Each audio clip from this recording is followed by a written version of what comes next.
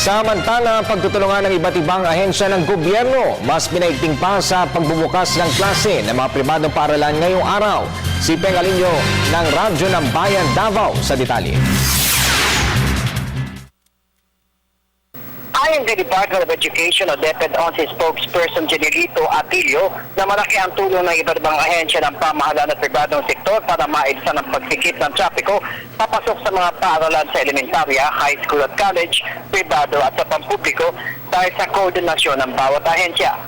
Lalo na anya sa pagbibigay seguridad sa mga estudyante mula sa para hindi ito mabiktima ng pagnanakaw, papuntang paaralan at anumang abuso dahil sa itinayo na Police Regional Office at PRO 11 na Police Assistance Center sa bawat paaralan.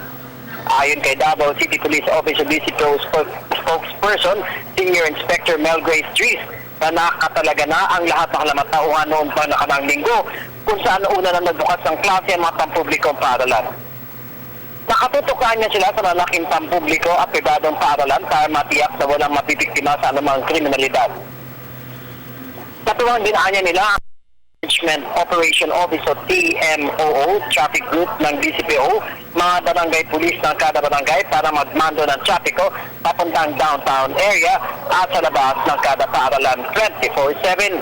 Nanawagan naman si DCPO Director Police Senior Superintendent Vicente Danao Jr. sa lahat ng mamayan ng Davao na patuloy na makipagtulungan sa pulisya para masugpo ang anumang masamang balak ng mga kriminal sa kanilang mga lugar.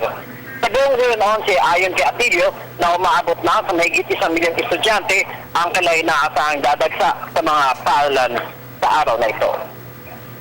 Para sa Telebisyon ng Bayan, Radyo ng Bayan, Davao.